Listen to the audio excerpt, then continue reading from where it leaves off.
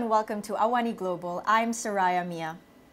Now, from trade wars to tech battles, the US-China conflict is reshaping global dynamics. But amidst the fierce competition, is there room for cooperation? Now, let's deep dive into the topic of perhaps co-opetition with Dr. Toshi Yoshihara, the Senior Fellow at Center for Strategic and Budgetary Assessments, CSBA, in Washington, D.C., as well as Associate Professor Dr. Roy Anthony Rogers, who is the Deputy Executive Director at the Asia-Europe Institute at Universiti Malaya, UM. Thank you, gentlemen, for joining us on this episode today. Now, I'd like to get your thoughts about the current relationship between the U.S. and China. Where are we at right now? So I'd like to start by saying that there's a lot of policy continuity and consensus about the competitive dimensions of the relationship. And this competitive dynamic goes all the way back to the Trump administration, which declared that China was a strategic competitor. The Biden administration has mostly carried forward that characterization, describing China as the only country in the world that has the intent and the capabilities to reshape the international order in the way that might be harmful to U.S. allied interests and interests of the region. So I expect that there's going to be continuing approaches that are much more competitive in character in the years ahead, regardless of who comes into the White House next year. I also think that there's a great deal of policy consensus when it comes to competition, which is that both Republicans and Democrats agree that China is a strategic problem, and that this is one of the areas where there is in fact agreement between the two parties in a highly polarized environment. And both sides agree that China is a problem from issues relating to human rights, to trade practices, to its military modernization, to its interference activities in Asia and beyond. So I would expect that this competitive dynamic to continue in the coming years. Mm-hmm. So as you mentioned, you expect that this competition were to continue in the coming years, no matter who comes into the White House after the elections. How do you think this ongoing trade war specifically will impact global economic growth, particularly in the Asia-Pacific region or even the Southeast Asian region? All right. Thank you very much, Ms. Mia. Firstly, I would like to thank Astro AWANI for this kind invitation to discuss on this interesting topic. Yes, as my colleague mentioned earlier on, that the competition is definitely there. But for Southeast Asia, or you may say Asia-Pacific or Indo-Pacific for that matter, I think we do welcome such competition as long as it is a healthy competition. So we can, the countries in Southeast Asia, in our members of ASEAN, can choose or get the best, or rather maybe I may rephrase it, not choose, but try to get the best out of this healthy competition. But what we try not to have is any form of conflict, armed conflict, which will bring catastrophic negative impact through Southeast Asia and also to the world. But we do welcome any healthy competition so we can be able to have the benefit of the leverage between US and China. That's what I would say, yeah. Competition itself is not bad, I think, but it must be done in a more healthy manner, and we try not to enter into any negative or armed conflict, for example, in South China Sea, or the conflict in Taiwan, which can escalate into an armed conflict, which we try not to have. Yep. I like that point when you talk about healthy competition. But speaking of which, Washington has been pushing to resolve disputes with Beijing through dialogue. And recently, Beijing has said that the meeting between its defense minister and its U.S. counterpart during the Shangri-La dialogue in Singapore was positive, practical, and constructive communication at the strategic level. Now, what does this show? Maybe Dr. Toshi, take this? Yeah, I think that it's always good to be able to communicate with each other to avoid misunderstandings and to avoid miscalculations. So to the extent that military-to-military dialogue advances better communications, better understanding, I think that's all to the good. But I have my doubts as to how far that dialogue can go, because I think the fundamental differences between China and the United States in terms of their respective visions for the region are so at odds that I think we need to manage our expectations about how much the dialogue will contribute to the overall relationship. Now, of course, there are geopolitical ramifications of the U.S.-China conflict. Now, the relationship between U.S. and China has a major impact in the Asia-Pacific region. So, Dr. Roy, what are the potential geopolitical ramifications of this conflict in the region? Yeah, as I mentioned earlier on, that we'll try to not to take sides. I think this has always been ASEAN's stand and even Malaysia's stand. As much as we do have close bilateral relations with United States, with Washington, as well as with China. So as we know that Southeast Asia is a crucial region in the international trading route, for example, from the east and west through the major trade route passes by Southeast Asia, the Straits of Malacca, South China Sea. So any form of negative conflict, as I said, if there is an armed conflict or tension, it will not be good for the region and also for the Far East as well. So as far as I'm concerned, I think for Southeast Asian countries, for ASEAN, we stick to the concept of neutrality as much as we can. Of course, I know we have this concept of neutrality differs from one country to the other, but overall we have the concept of ZOFAN, zone of peace, freedom and neutrality. Although some may argue that this is a bygone concept during the Cold War, but to me I think we are now reaching to a level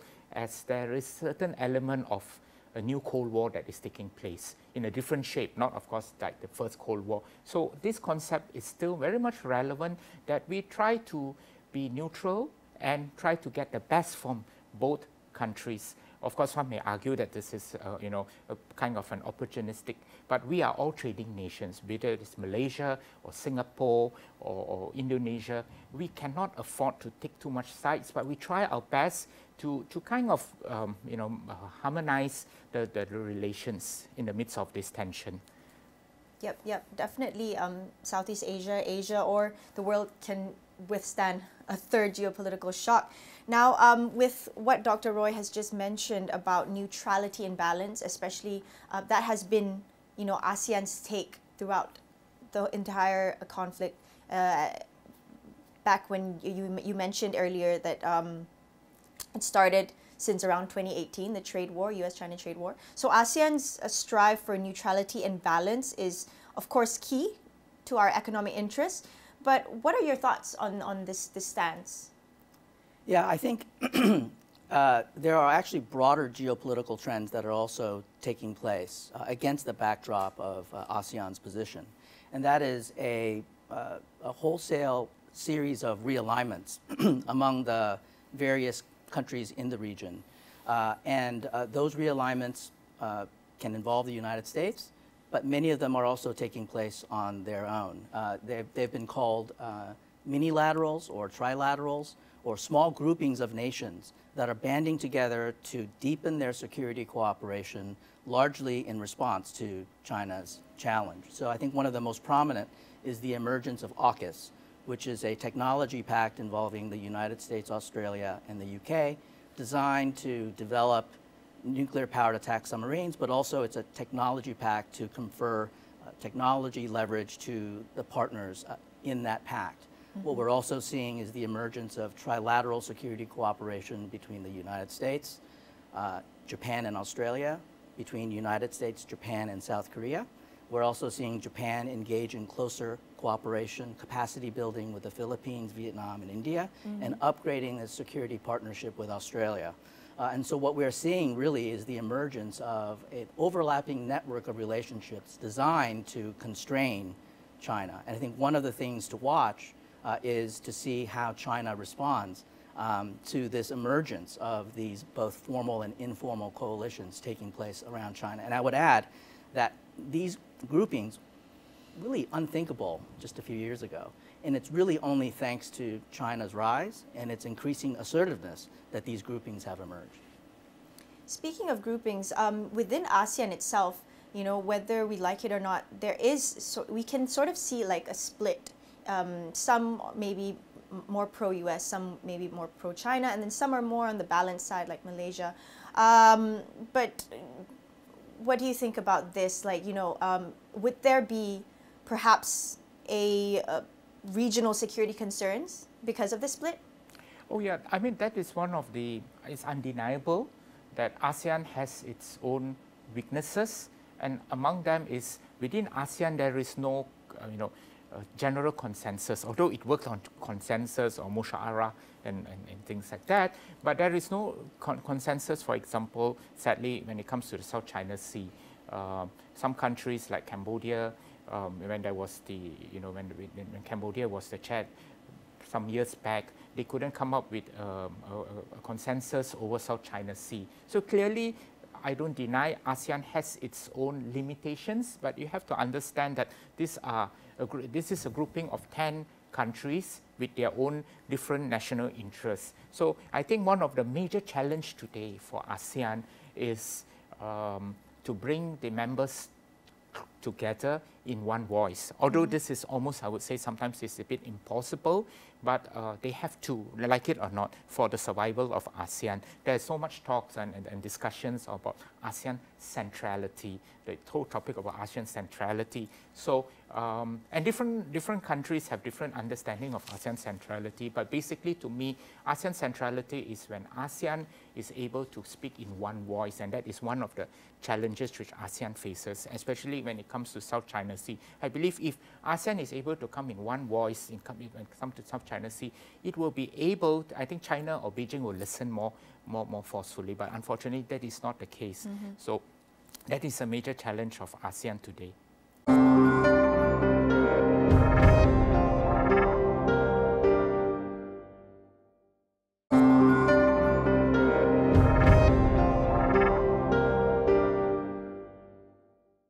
I want to touch a little bit more about the technology rivalry due to the US-China conflict. Now, how do you think the US-China competition in areas like artificial intelligence, semiconductors, and 5G technology impact the technological landscape in Asia? And how do you think Malaysia can strategically place itself? Maybe Dr. Toshi? Sure. So I'm more of a military security specialist, so I'll talk about this from the perspective of China's military affairs, but I think what's happening with the Chinese military runs parallel to this larger technological competition. So the Chinese military believes that in order to be competitive, it needs to be able to have a commanding high ground in the information sphere, meaning its ability to gather and process information. And that means that some of the key domains where China will make a lot of investments in will be areas like in space and in cyberspace. Those are the two mediums where a significant amount of information will be transmitted. And so we should expect China to invest in space capabilities and in cyber capabilities to be competitive militarily. I think another area that's related to the AI question is the role of autonomous weapons, autonomous capabilities. We see that in very wide use in Ukraine.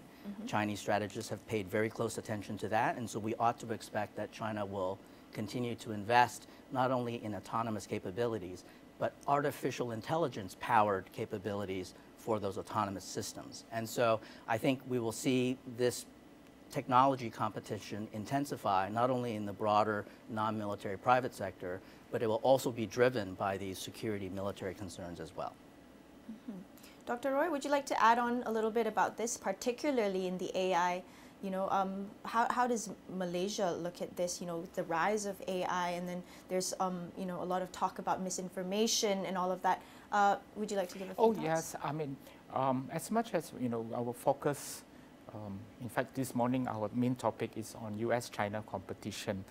But at the same time, I think we also need to focus on the non-traditional security threats that we face, not just in terms of military or boundary, but also the non-traditional security threats that we face. And I think these are sometimes more crucial to even day-to-day life, and I will bring this concept to the understanding of human security, not just in terms of state, but also human security. So I would like to appeal, to countries in Southeast Asia, together with China and the United States, that if we can come up with some form of a framework or an understanding of cooperation on the issue on, for example, on technology, because every day we read in the newspaper, at least in the Malaysian newspaper, we read about the issues of scams, how people, certain transnational groups, irrespective whether they are based in Hong Kong or Chinese Taipei or in mainland China, or there have been scam cases and people lose their savings. So I think we should, at one time, I think at a point of time, we should kind of look into these non-traditional security threats that is related to information technology and also like the use of cyber security, because it cuts across borders, and transnational criminal organization uses this opportunity to conduct scams and cheating people, and people lose their all their livelihood savings. So some areas that I think we should kind of put away a bit on our national interests and look at these pertinent issues that the people are facing. I totally agree with what Dr. Toshi mentioned, which is true in terms of the issue on the two countries, but also we need to look at the non-traditional security when AIs or cyber have been misused by certain groups for their own personal advantage. Yeah. Mm-hmm, mm-hmm. Yeah. Thanks for elaborating on that point. Actually, I'd like to get more of your thoughts on this whole non-traditional threats. When we talk about even social media like TikTok and whatnot, the U.S. has actually been mentioning it as TikTok being a threat. What are your thoughts on this? Yeah, so as I mentioned, one of the sources of the competition is China's strategy of using interference in the domestic affairs of other countries. I think that has raised some significant concerns that TikTok, for example, can be a social media platform that can shape domestic political discourse in other countries. And China has consistently used different mediums, whether it's through social media, through human agents, for example, to engage in a variety of interference activities. We saw this most prominently in Australia, and Australia has responded quite forcefully to close off avenues of Chinese malign influence and various influence activities that have been taking place. And so this is not just an American problem, it is a problem that's taking place both in Asia and in Europe. And so I think we do need to think about China's ability to shape domestic discourses through these social media platforms. They're not neutral platforms. They can be used and exploited in ways that are designed to shape a more favorable narrative for China. And I think this is why the United States has been so focused on engaging in controls and bans of platforms like TikTok. Mm-hmm, mm-hmm. Okay, so how could Malaysia possibly, look at this or leverage on, Dr. Toshi has mentioned China is going into a lot of, investments into this sector. Could Malaysia possibly leverage on this co-opetition dynamics, to advance in its own strategic interests and promote regional stability? Yeah. I mean, I don't speak on behalf of the Malaysian government, but these are solely my own personal views. I think for Malaysia will try its best to leverage on the United States and China. China has been Malaysia's largest trading partner for more than a decade, and recently, just about less than a week ago, we celebrated the 50th anniversary of the bilateral relations, started in 1974. So definitely, for Malaysia, China is an important trading partner, and the Chinese, in terms of the trade and BRI, Belt and Road Initiative, and of course there is strong presence of Chinese diasporas in Malaysia, people who are of Chinese origins who are living here. So these are some of the plus points. But at the same time, we mustn't forget that the US has been one of our crucial trading partner since independence, since 1957. And in terms of foreign investment, US is still, I would say, the largest in this part of the world, in Southeast Asia and for Malaysia. And we cannot forget the importance of the trade with US, and then in terms of the engagement on economy as well as in education, cultural ties, and we do have some security cooperation with the United States from time to time. So I think in the case of Malaysia, we try to leverage with the two, and you can see that in the visits by the Prime Minister or the leaders of Malaysia, yes, he does go to Beijing, but he has also visited the US, for example, to San Francisco, to New York last year. So that shows the balance in terms of Malaysia's foreign policy when it deals with these two countries. As I said, that we try our very best not to to choose or to take sides as much as we can within this context of US-China bilateral relations. Yep. So we have about just 2 minutes left. Maybe Dr. Toshi, you could just talk a little bit about what we can expect in this year of 2024. You know, the US is having elections in November, and perhaps, yeah, give us your thoughts about what we can expect. What are the highlights? You know, I think one of the things that the United States will need to wrestle with is the fact that it is a global power, that it needs to deal with and maintain stability and peace in different regions of the world. And the United States now, of course, faces a conflict in Europe between Russia and Ukraine. It faces, of course, the conflict in Gaza, and of course, it faces a rising China. And I think one of the key challenges going forward, and one of the debates that we ought to follow, is how will the United States, given its limited resources, seek to prioritize and rebalance its resources in the face of three challenges coming from three very different fronts. Mm-hmm. And so I think that's going to be, in my view, one of the important debates that hopefully will come to the fore during the presidential election and, of course, the next administration next year.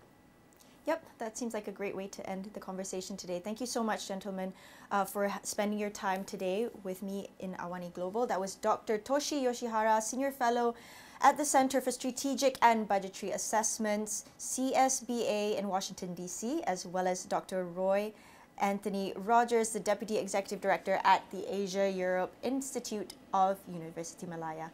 I'm Soraya Mia. I hope to see you in the next episode.